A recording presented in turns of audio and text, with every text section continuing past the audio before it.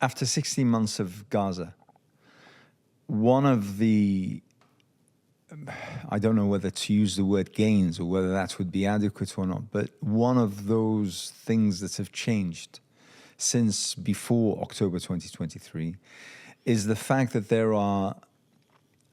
is a tremendous number of people who before were sort of disconnected from this whole thing, all of a sudden not only becoming attached one way or another, but also understanding the nuances of the kind of conflict and the fight. And in fact, they haven't just been there as receptors. They have, at a particular point of time, decided to take over and to run with the kind of ideas that they were receiving, the research that they were doing.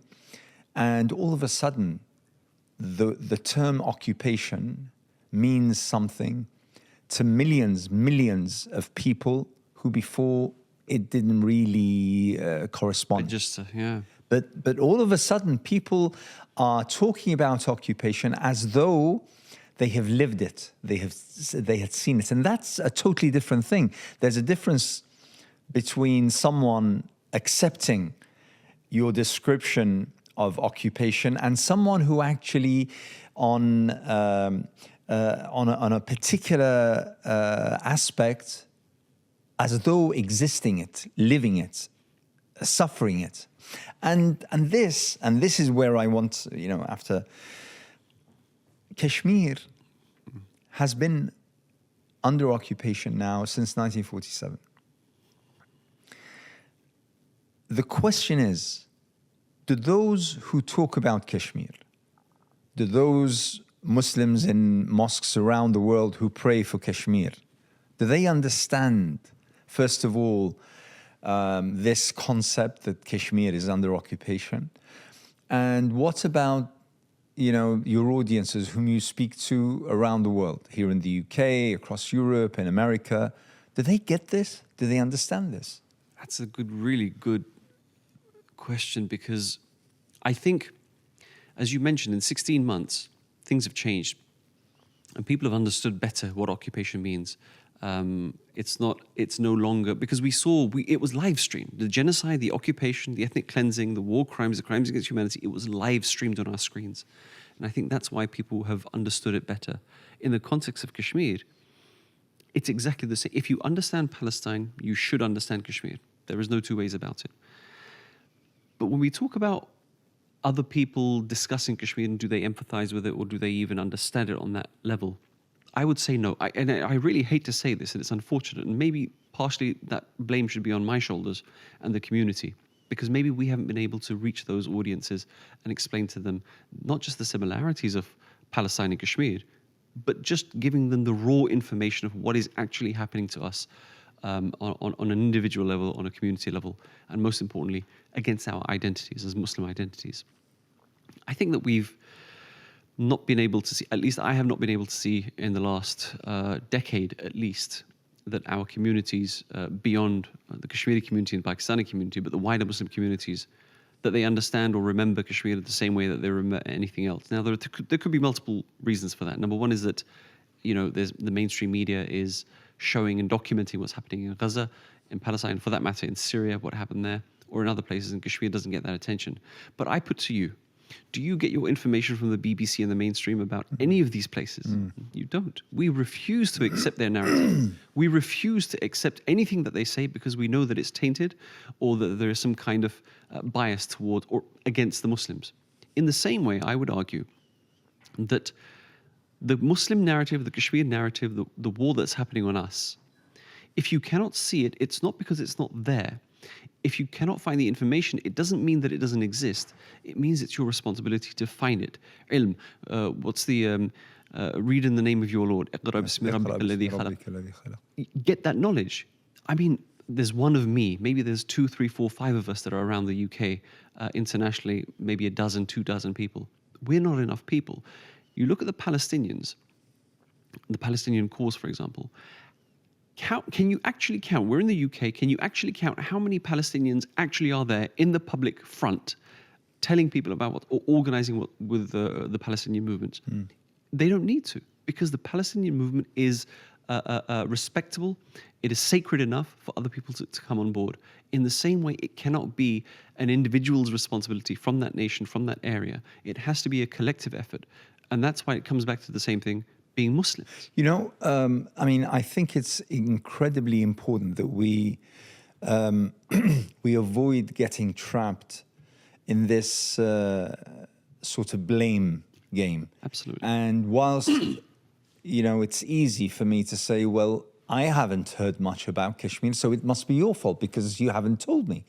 But we both know that even Palestine, which is now, you know, the whole narrative has exploded onto the scene after this genocide, this horrific genocide.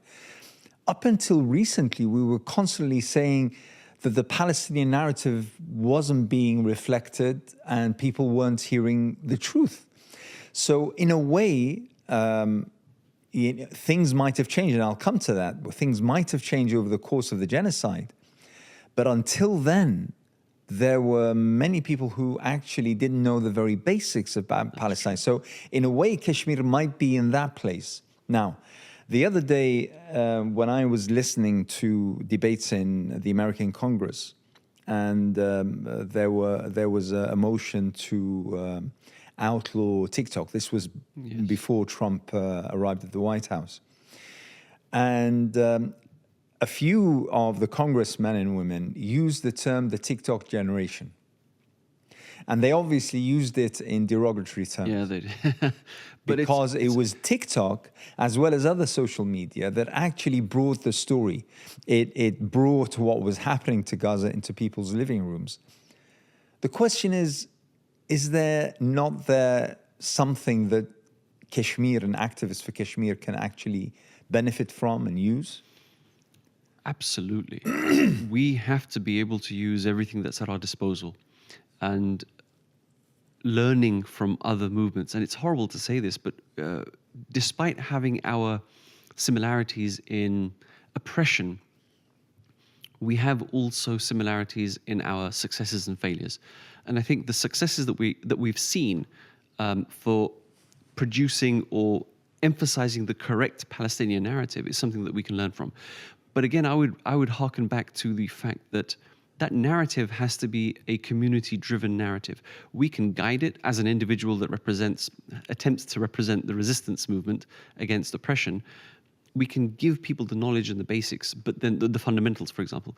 But when we talk about the TikTok generation or the Instagram generation, or people that are out on the streets, literally pounding the pavement and calling for the end to genocide, it's these people that have the experiences, they have the skill set that can easily be transferred from their experiences with Palestine to Kashmir. Not to take away from Palestine to Kashmir, but to share. I remember when we heard about the Syrian, once Syria was liberated from Bashar al-Assad, that the Palestinians were saying that our freedom is not dependent or independent of Syria. Like, we need the Syrians to be free. Absolutely. We will not wait. We can wait until they're free. Yeah. So in the same way, we're not asking that you stop supporting Syria or Afghanistan or Palestine or the Rohingya or whoever. We're saying that at least keep us with that. It's the bare minimum that we can do.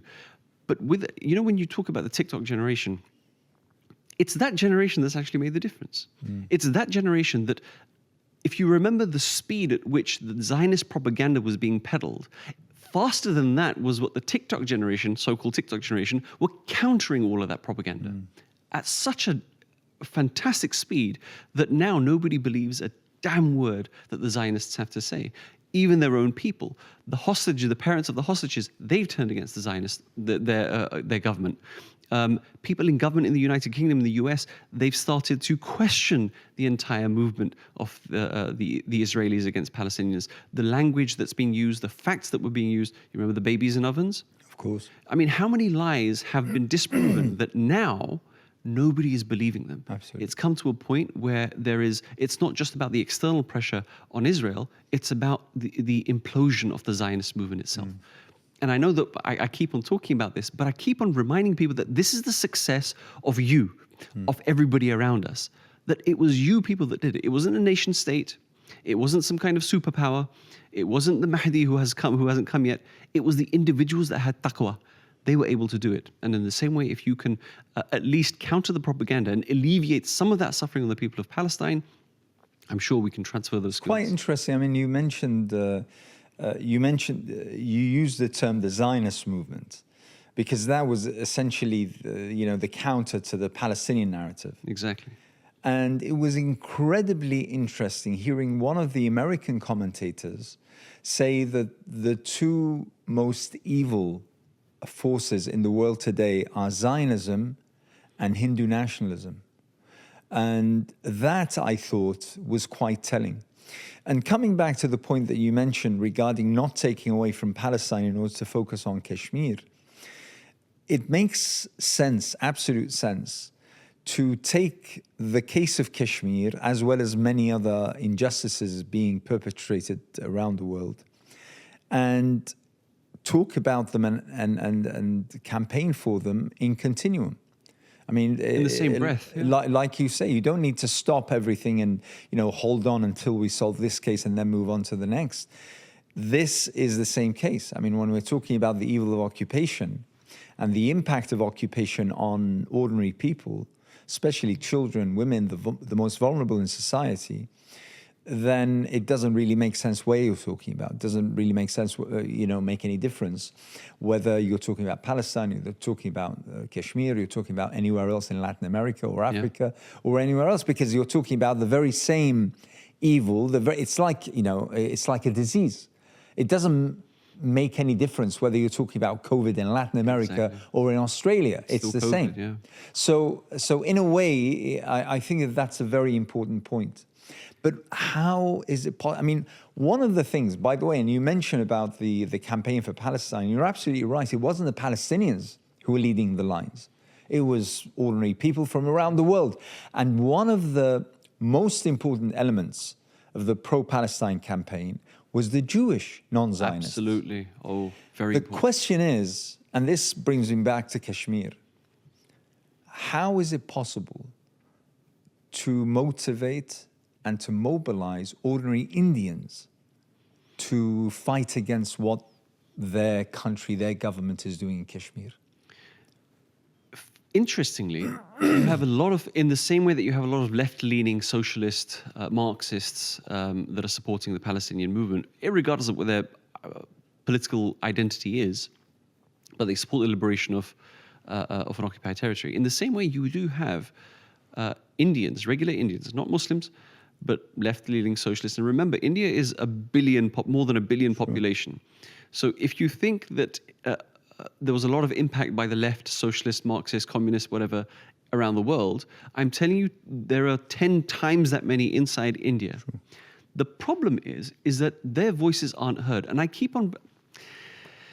I'm going to sound like a broken record, and people are going to really think that I'm trying to create far too many comparisons. The reason I create those comparisons between Palestine and Kashmir is not because our struggles are the same. It's because our occupiers are the same. And it's something that you said, that an American senator said the two evils around the world were Zionists and Hindutva. When we say that our struggles are the same, our occupiers, our aggressors, our the terrorists are identical. The only difference is that maybe their skin color. The expansionist ideology of both are exactly the same. In fact, they go as far as taking over, the Zionists want to take over the northern Saudi Arabia, and the Hindus believe that the holy Kaaba in Makkah is Makkeshwar Mahadev temple. Yeah. They refer back to the times of Abraham and Muhammad sallallahu alaihi wasallam, saying that the idols there are our idols. So they want to claim that. I mean, where is the ghira of the Muslims when they hear these things? If you don't care about the life and death of the Muslims in Palestine and Kashmir, at least recognize that your identity as Muslims, the holy Kaaba, is at risk.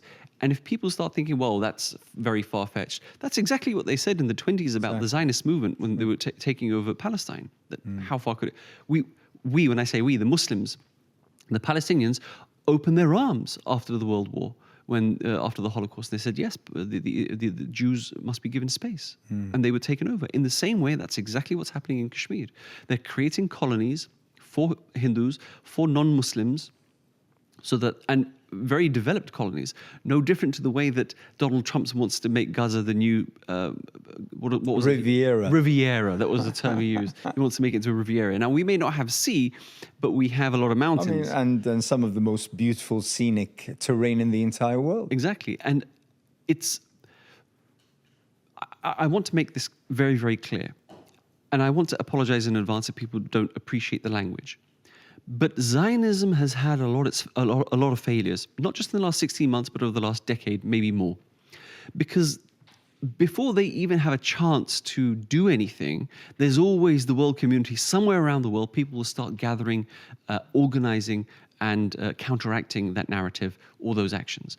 When it comes to the Hindutva movement, if anybody watching this or listening to this can remember any of the facts of Kashmir, not about the atrocities, but the actions that the Hindutva movement has made inside Kashmir. Does anybody know about the colonies?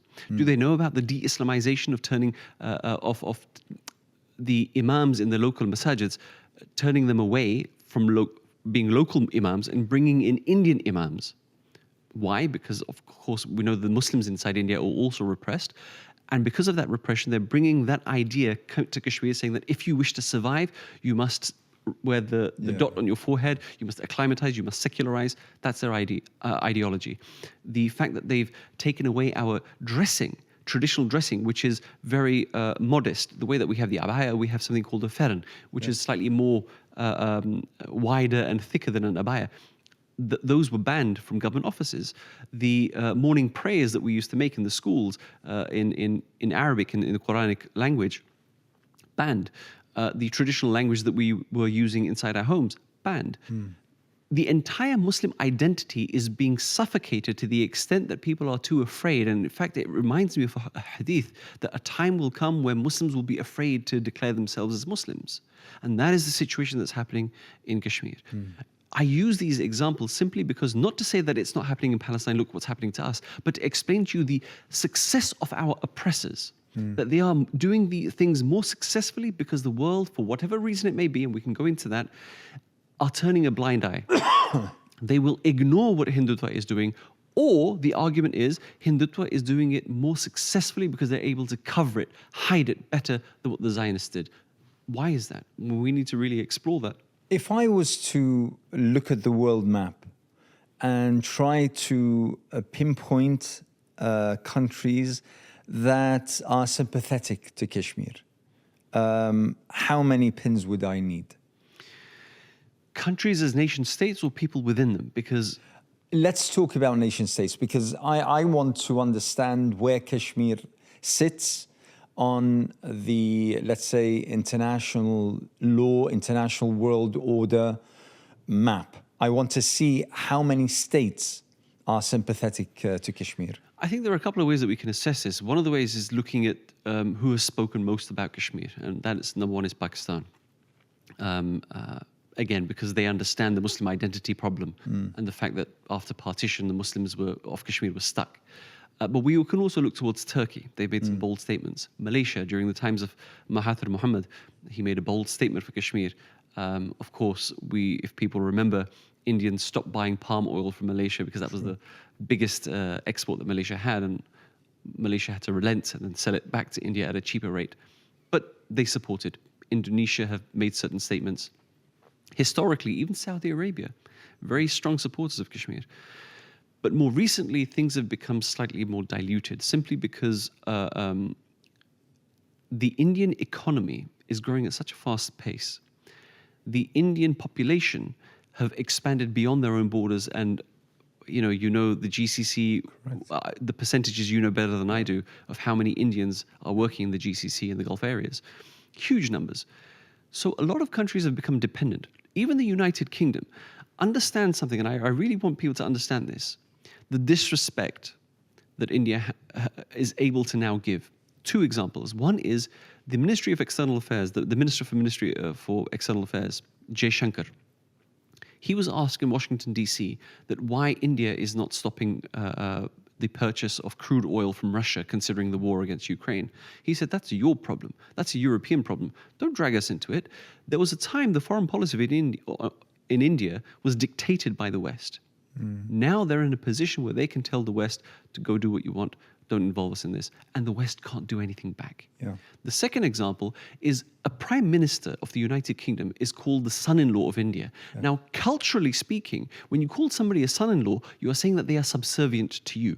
They called Rishi Sunak their son-in-law, and Rishi Sunak, head bowed, said, "Yes, I am." Is that the pride of the United Kingdom as prime minister? That is the strength of the Indian government. That is the strength of Hindutva. So when we talk about how many supporters we have internationally, if the United Kingdom Prime Minister is subservient to the Indian state, what can we talk about? What can we say about the Middle East? In the UAE, we saw how many mandirs, the Hindu temples, were created. Do we really assume that the Middle East, certain aspects of the Middle East, are going to go against India and speak against the Indian genocide in Kashmir? I don't think so. But when it comes to the people, of course, that's going to be different. But state... Tell me how different. Well, you know, in the OIC, for example, we have there's a contact group. You have Nigeria in there, you have Turkey, and there are many different foreign countries, foreign secretaries that go there to meet and they talk. And nothing really comes out of it. But in their respective countries, when I go to their universities, the welcome that we have is on par with the Palestinians, which I never expected. I never thought that the public around the world, particularly Muslim nations where poverty is and I'm giving this example only because it's the only thing that I can explain, that underprivileged societies where Muslims exist have more of an affinity for causes around the world, like Palestine, for the Rohingya, for Kashmir, for Yemen and Syria. And it's surprising for me. It doesn't matter where it's been. I've been to several African countries. I can't say that I've been to the whole of Africa, but if they know about Kashmir, they love the Kashmiris the same way they love the Palestinians. If they don't know about Kashmir and you give them the stories emanating from the ground, they weep. I've seen it in Malaysia. I've seen it in Turkey. I've seen it in a number of Muslim countries. And even in the United Kingdom, and no matter how much I criticize our community, Muslim community, for not knowing about Kashmir, but once they do have that ilm, I've been doing a tour in the UK of various different universities telling them about Kashmir. And these students didn't really know much. So initially, not many would turn up. But then after referrals, and then you go to different universities, I mean, the audience doubles. And Sheikh, they weep for Kashmir. These are the people that have become, in my opinion, I thought that they were desensitized to conflict now because we've seen Palestine for so long. We've seen the dead bodies for, how many dead bodies can we tolerate? And I thought that after 16, 18 months, we'd be desensitized to it. But no, the ummah and our heart still bleeds. It doesn't bleed just for 1, 2, 3 nations. It doesn't bleed for a particular nationality. It bleeds for every single Muslim around the world. It is our collective responsibility to educate them. And once they have that knowledge, they need to disseminate that knowledge. So when we talk about the Muslims around the world, I think that it isn't about having a soft heart. It is about being a Muslim. Those people that are engaged with their religion, that understand what the religion means, that not only fear Allah, but love Allah, automatically love their Muslims. They understand that when one part of the body bleeds, the whole body, they emulate that. We've seen it with the Palestinians. We've seen it with the Rohingya. People have come out for all of these nations. Let's put the Kashmir to aside for a moment. But it means that the Muslims, their hearts, their minds are alive. They are alive for not just the cause of Muslims, but anywhere around the world. You know this better than anybody, that the most charitable community in Europe, at least, I can't speak about North America because I don't know them, in Europe are the Muslims. The Muslims, correct. The most charitable. Come Christmas, they cannot generate, okay, let's leave Christmas. The entire year, the West is not able to produce the same amount of money for donations the way that Muslims are able to give in just 1 month of Ramadan. Yeah. And even if I take away the whole month of Ramadan, the last 3 nights of Ramadan, that is the strength of the Muslims. we understand what it means to be oppressed, because most of our history has been of oppression. A few months ago, I was stuck, let's just say, attending a play for one of my daughters at her school. And I was sad to parents who apparently the father was from India. The mother was from somewhere else. But so I sort of was asking, okay, where from India and the like. And he asked me about what I did. So, ultimately it had to come to Kashmir. So, and I have to say, initially he was quite simple. He was, it's a problem, and the people of Kashmir there. Yes, I mean, when I said occupation, he said I wouldn't describe it as such anyway.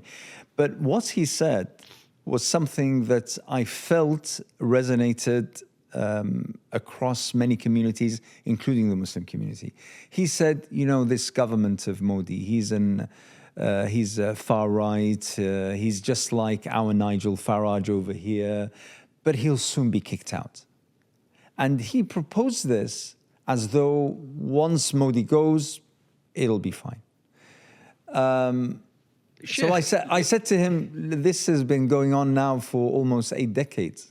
It's not something that just emerged because of Modi. Let's look at something more modern.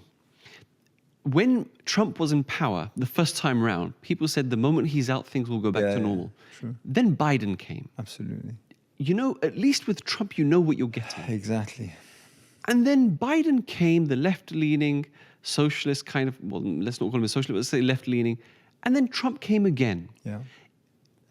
I'm not saying that I can extrapolate directly, but Modi won 3 terms back to back. And they're already preparing that who's going to be his successor. Even if Modi does not return to power, one of his successors will. And let's say, for argument's sake, that the BJP, the right wing, doesn't win. What's to say that the new government that comes into power isn't going to fail the same way that Biden did, and then bring back Modi's 2.0 at a greater, faster, worse frequency than what it was before? Do we think that Trump 2.0 is going to be better or worse than Trump 1.0? He has a vendetta. Absolutely. He has an agenda. True. So I don't... And in a way also pinning your hopes on your occupier to sort of Stockholm give you... syndrome, right? Oh, to stop being an occupier is a little bit of wishful thinking, but also a little bit sad. Yeah. So. And I think that some of the Indians inside India that don't like Modi don't like him simply for the reason that he isn't a secular. He openly admits that he believes in his religion and that's what he wants. The secular Indians, of course, feel suffocated because they don't want Hindu or Hindutva to be forced down their throats. They want it to be an option. But what about for those people where it's forced down their throats, the Muslim communities, or for that matter, the other minorities? Even within the Hindu community, those that are of a lower class, they're also suffering. People are maybe aware about the lynchings that happen inside India against the Muslims. Does anybody remember what happened to the Christians over Christmas? Correct. Did anybody in the West talk about it? Did Biden talk about it? It's absolutely mind-boggling. It's absolutely mind-boggling. And it's Christians, it's the Buddhists, it's the Muslims, it's the Naxals, it's the people of Orissa, it's the people of Nagaland. In a way, when you go back and read around 100 years ago what's happened in Germany under Hitler, it was the same. It was those sorts of marginal communities, the Romas, the disabled, those kinds of the vulnerable communities within society that were targeted and ultimately came to the Holocaust. So in a way, you can see that being... You bring an interesting commentary. What you described, let's analyze that for a minute. So when the Germans or the Nazis were putting the disabled and the lower class out of the system, they were believing in something called the Arian race, a superior race. Correct. The literature in Hindutva is exactly the same. They believe that they are the Aryan race. They believe they are a superior nation. They have in fact, they have the same salute as the Nazi Party. They have the same uniform as the Nazi Party. They believe in a one party, one nation, one ruler system. No difference. And you said something important. The Holocaust was the result of it. What are the Muslims waiting for around the world? For another Holocaust to happen to the Muslims in the subcontinent in Central Asia? That's what we're facing. Tell me about young Kashmiris. The generation that was born into this. the 30-year-old, the 20-year-olds, the college students, the school students. What is their take on their conditions? And can you see that within those ranks are emerging another TikTok generation that will tell the world of the day-to-day existence under Indian occupation? New generations in any conflict zone, I feel, are more innovative than their predecessors. I come from a generation that used to watch documentaries for 2.5 hours. I'm going to lump you in my category because we're of the same generation. You're so kind. There is a generation that don't have an attention span for more than 30 seconds. True. They're able to create content that is as impactful as a 2.5-hour documentary that I would watch or you would watch. Yeah. They are doing it. There is a generation inside Kashmir that were born during the conflict but didn't actually have that lived experience.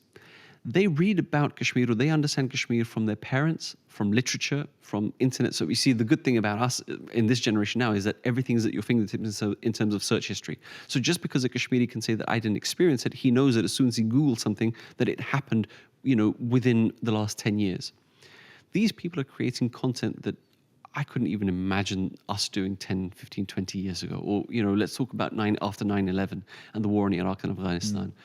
We weren't able to do that kind of stuff. The most that we were able to do was organize people on the ground to come out to the streets. But when it comes to content generation, graphics, algorithms, they understand this better than anybody else.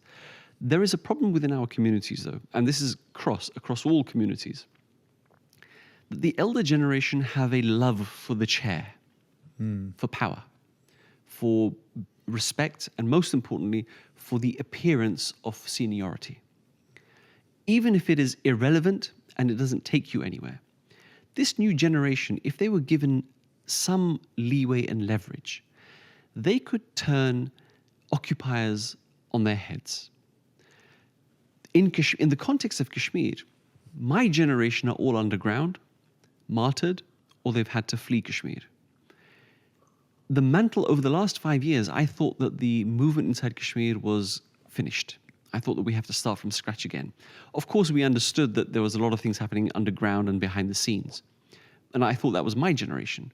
What I've seen over the last few years is the growth, an exponential growth of information, knowledge, experience, and activism among a generation from 16, 17 years old to 25 years old. I am dependent on them. Yani, they may call me uncle or brother or whatever, or ustad, or whatever that may be. But wallahi, when I see the work, I consider these are people that are young enough to be my children. I think of them as my ustad. And I have no shame in asking them for help. And they have some shame in saying, you're our father's age, we can't, how can we do this? But no, we collectively, now I'm going to lump myself with you, that we as slightly older folk in generation, we need to accommodate the next generation because they have a better skill set than we could ever have. And in Kashmir, they are doing a tremendous job underneath the surface, building a momentum underground, creating, I think one of the first most important things when it comes to any revolution is ilm. You have to have that knowledge. Once everybody is on the same page, then we can start enforcing strategies and activities. That's what's happening in Kashmir at the moment.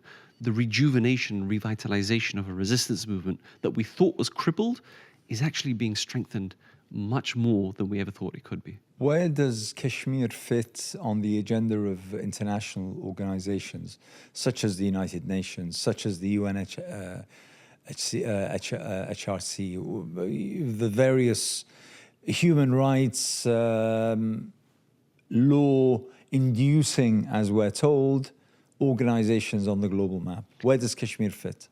As long as there are people alive talking about it, in those institutions, it becomes a matter of record, so they cannot ignore it. True. And as somebody that understands lobbying better than anybody that I know, at least, it's something that maybe you can also allude to, how important it is to physically be representing a cause or a subject matter in the Powerhouse of Corridor, where it is written. Everything cannot be just digital. And although it has its space, but when it comes to public policy, paper is king. Old school is the way to go. Calling people, the communication skills that we're supposed to have, that is what is important. These organizations that exist, be it Amnesty, be it the United Nations Human Rights Commission, or even for that matter, the Security Council, will only speak about Kashmir as long as we keep it alive. God forbid anybody stops talking about any of the Muslim causes around the world. That is the success of the occupiers. That is the success of the it's not just the right wing, it's just this new world order that's trying to come about again. It would be their success. The only way that, and it's such a shame to say this, that the status quo is as important as success, simply because if status quo does not exist, it means we've gone backwards, it means that our cause is completely eradicated and eliminated. So sometimes just maintaining our presence is enough to make sure that the movement or the cause is still alive. For a long time, there has been a lull in what's been recently happening, but let's talk about, for example, I'll refer back to Palestine. There was a period of time, there was a lull. There was no activity, there wasn't much going on. But it was people like yourself, I know, and the audience should know this, that people like yourself and others around kept the matter of Palestine alive in various different circles. If that matter was not kept alive, then come what happened 16 months ago, people wouldn't know, people wouldn't care, people would have believed the Zionist propaganda. It is because of people like Dr. Anas Altikriti and many others that it was kept alive. That is what matters. So when we talk about the institutions, organizations, you matter, I matter, everybody that is watching matters, everybody that has been involved in activism, in the past or more presently, matters. It's your responsibility and it's your efforts that will keep us alive in these organizations and institutions. Otherwise, we're finished. For as long as I can remember, I've been attending meetings on every single level you can imagine, in Geneva, in New York, everywhere. And invariably, 90% of those meetings would end up as shouting matches. Yeah. We would totally disagree. But also, invariably, I would hesitate to say 100%, but at least 80% of times, after the meeting, people would come up to us and say, by the way, off the record, I'm absolutely with you. Officials, sometimes high-ranking officials, very influential.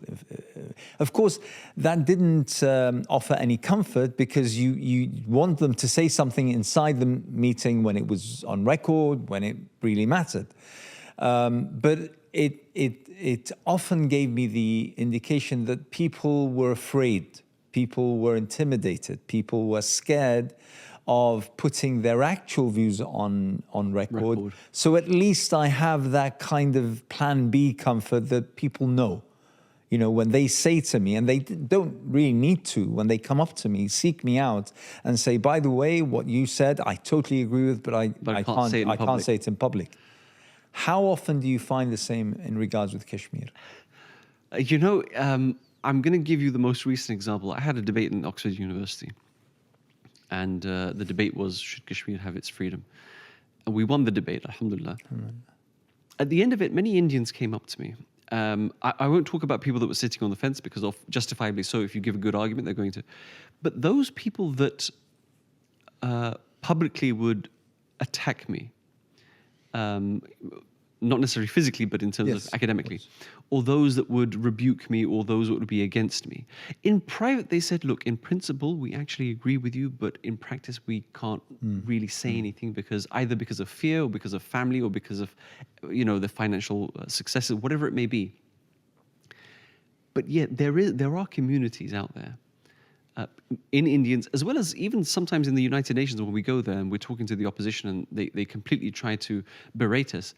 But once the cameras are off and the doors are closed, they're actually very friendly. And it's something worth exploring, that those people that are intimidated and not able to speak in public, sometimes I feel that maybe we can leverage that and we can ask them, well, what is it that would force, because clearly you're on my side, you just can't publicly do anything for me. So maybe, and I hate to use the term, but maybe be our inside man and explain to us, what can we do better? How can we be more effective? How can I make you useless? And that you're not seen as incompetent, you're just seen as you lost the fight, whatever it may be.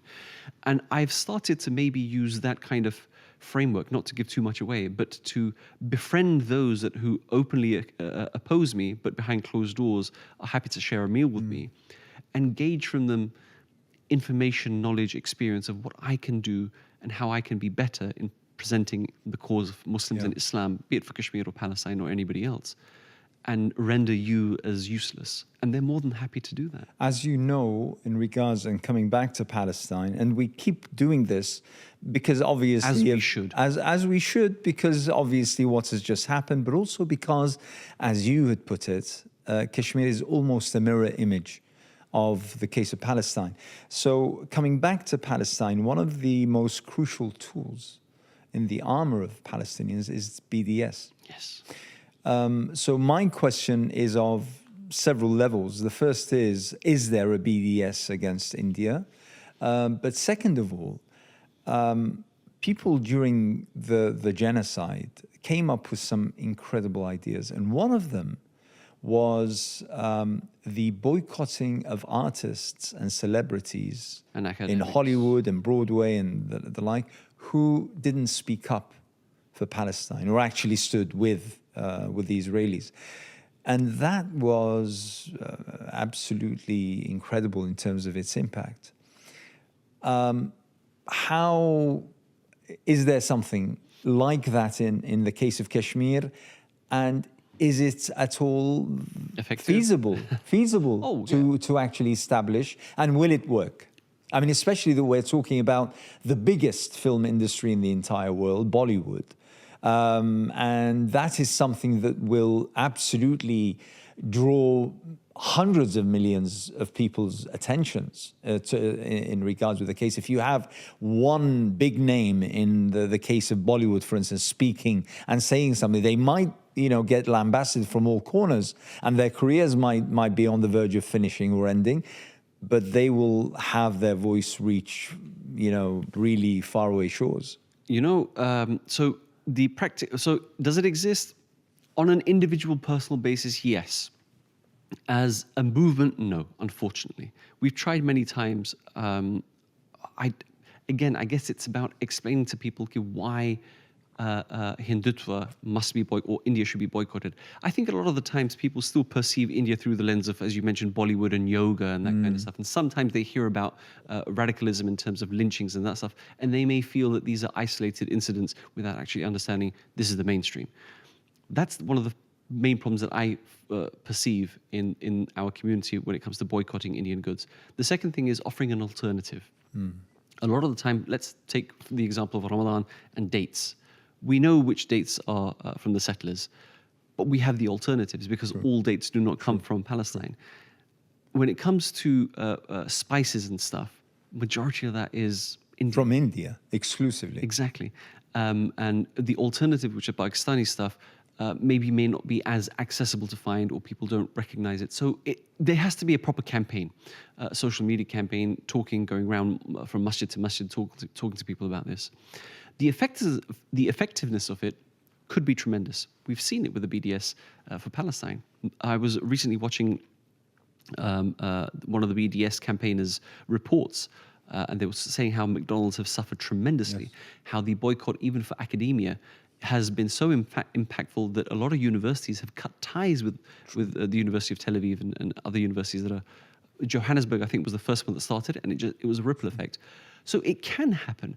When it comes to the inside within India, there was in fact a celebrity. I won't call them the type of Shah Rukh Khan type of celebrity, but they were a celebrity in their own right, in the film industry. And they did make a couple of statements for Kashmir. Career ended. Nobody heard from them again.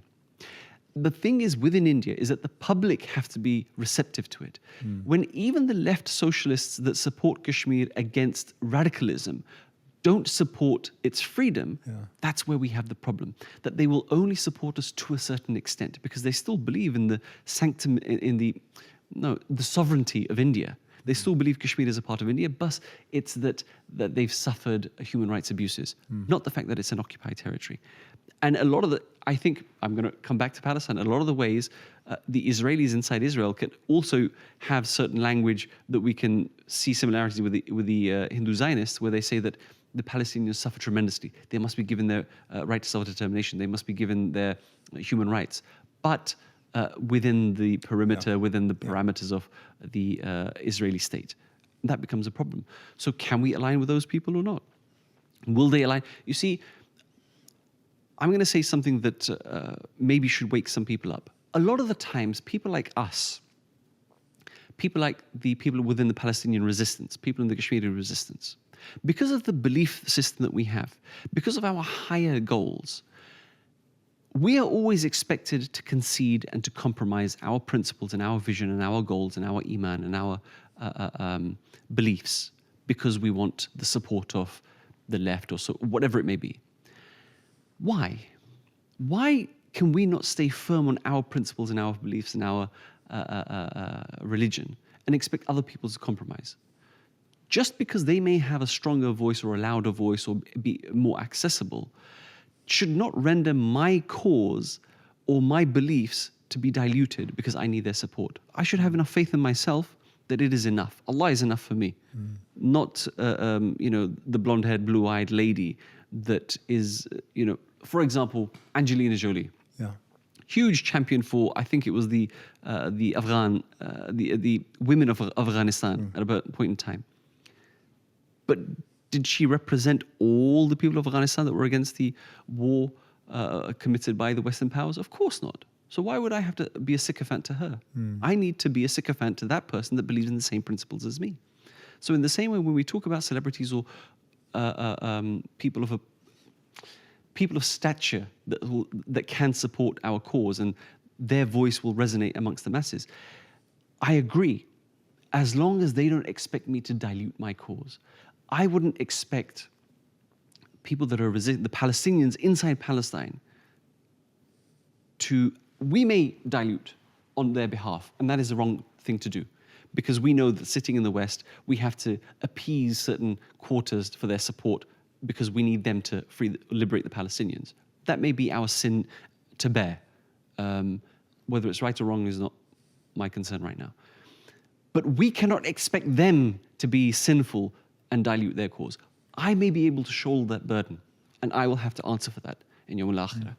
But I cannot expect them to do it. In the same way, an oppressed people, do not ask them to dilute their cause or to sugarcoat it for the appeasement of others. That's our job to do. And I think, I don't know whether it's sinful or not, but it is a burden, and it's a burden sometimes some of us may have to bear, and we may be responsible for it later.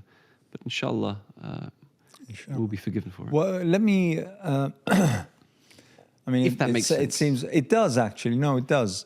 But let me ask you a question that I asked you over a year ago when we had an episode, and maybe it should be the opening question of every discussion, and that is, what are you seeking? What are you seeking? What do you want? Because you see, when we've spoken about Kashmir, when I speak to activists and campaigners on Kashmir, there is a number of things that come into play. The first is the issue of occupation, okay? And the second thing is the issue of identity. And you mentioned identity a couple of times during the past few minutes. And then there's the issue of a referendum. So my question is, what is it?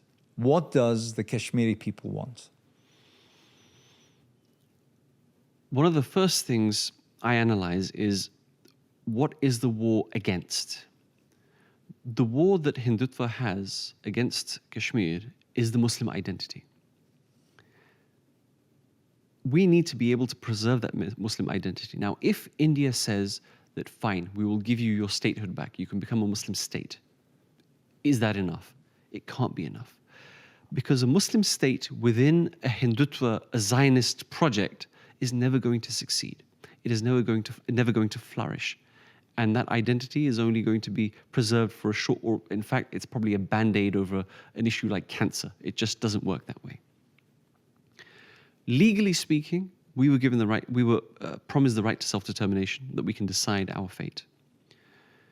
We want to have a nation where our Muslim ideals are preserved, our women are safe, our children can go to the masjid and they can learn Quran, that our families can come home. We won't have to give mobile phones to 8-year-olds and 80-year-olds because we don't know where they are at 12 o'clock in the afternoon or even 12 o'clock at night, that we know that they're safe. We want to be able to learn about our history and our culture. We want to be able to preserve the fact that we can go to the masjid to pray 5 times a day. We should be able to announce the adhan from the loudspeakers. We want to be able to wear our clothing in humility and humbleness. We want to... Everything is about our identity, but it's not just about the nationalistic identity that we have. First and foremost, it is always going to be the Muslim identity, the Muslim narrative that exists for us. And then, of course, beyond that, the greater Muslim narrative, the greater Muslim identity, to be able to link ourselves with the wider Muslim community. And it doesn't necessarily mean only Pakistan. That entire belt, that entire Central Asia going all the way up to the Middle East belt, that's all of us. If we look at the Muslim belt, we are part of that belt. We may be right at the end of it. No, in fact, we're not. It goes beyond that because of in China. True. So we are part of that. When we say we are part of that ummah, let's change that language to we are part of the Muslim belt. So when we talk about preserving our Muslim identity, it is your Muslim identity. It is the Muslim identity of a person from Jordan, from Tunisia, from Algeria, from Libya, from Sudan, from Saudi Arabia, from Tajikistan, from Uzbekistan. All of our Muslim identities, that is the war, right? Since 9/11, even before, look, how much are we really going to go back into history, right? Are we going to go back all the way to the Crusades? I mean, let's talk about it from the Crusades. There's always been a war on Islam and Muslim identity, always. It's now just different versions of it, committed by different people. It's not always been the Christians. Right now, it's the Hindutva. It's the Hindus. It's as if the Crusaders have outsourced. I mean, India is famous for being outsourced for many things, call centers and whatnot. Now, even the war on Islam has been outsourced to India. And that's a problem. So when we talk about what is it that the Kashmiris want, we want to be part of that ummah. We want our identity to be preserved. We want to be able to freely express our Muslim. Is Kashmir represented on the IOC, the Islamic organization? Because we are not a nation state, therefore it's not represented as a nation state. But Kashmir has a special observer status in the OIC. So when the contact group for foreign ministers happens, representatives of Kashmir are there. How are they chosen or elected? They are the official representatives of the resistance. So the All Parties Hurriyat Conference is considered to be the represented. So there's no dispute in terms of who represents you in on the OIC. And what kind of reception is there? I mean, since you're talking about the Muslim belt, so one would assume that the OIC is up in arms over what's happening in Kashmir, no? The OIC is up in arms about Palestine as well, but we've seen their effectiveness. So I take words with a pinch of salt unless it comes with action. A lot of the times action isn't just about declaring war on a foreign nation. Sometimes the action is just making a public statement, or if a nation state could boycott at least one product. One of my issues with a lot of the Muslim countries has been that, particularly those that know about Kashmir, is you can't even boycott one product. Let's just rice. Rice isn't a staple food for a lot of Middle Eastern countries, or for that matter, Turkey or Africa. Maybe it is, but whatever the conversation is, it's not necessarily a massive staple. You can get it from Pakistan. You can get it from Bangladesh. You can get it from South America even. Get it from one of the communist countries. They're anti-imperialists. Let's get it from them. Something as simple as that we will end buying rice from India. I mean, they'll survive. They don't need to export it. But it's the principle. Sometimes those principles may not be seen or understood on a larger scale. They may say that, what's it really going to be? How effective is it going to be? Wallahi, it makes an effect on the ground inside Kashmir. When the Palestinians heard that the Muslims in America are on the streets, the Muslims in the UK are on the streets, in nearly every European capital were on the streets, in capitals that we never even thought would be possible, for example, Spain or Portugal. Their iman absolutely strengthened. No, absolutely. Their resilience was immense. Yeah. we want the same strength and resilience.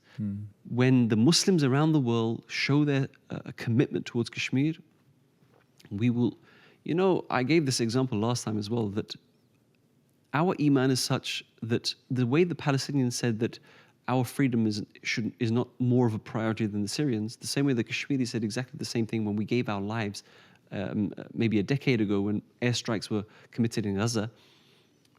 Everybody around the world came out to the streets to protest.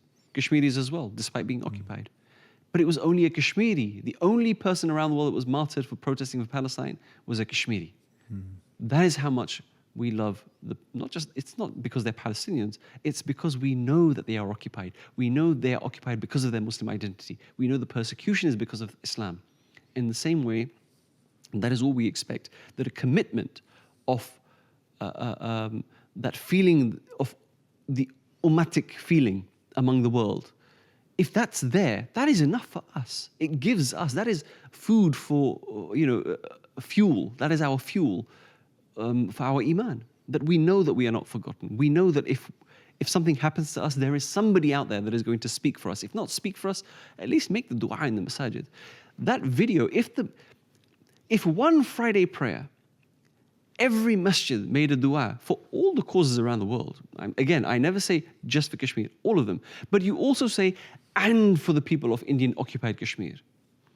And we got a video of that from every single masjid, or at least the major masjids in the United Kingdom. In Kashmir, you will see the streets being pounded away again for resistance. The streets will support the Muslims in the United Kingdom and say, whatever you're facing, we will give from our own pockets. That's how we are. That if you show us that love, we will stay firm in our resistance. It's your resistance.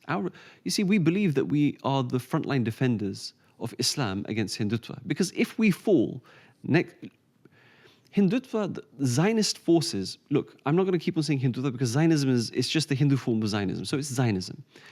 It's impregnated itself all over India, expanded to Bangladesh. Once Sheikh Hasina was ousted, we saw the impact, the pain that Indians had because of Sheikh Hasina leaving.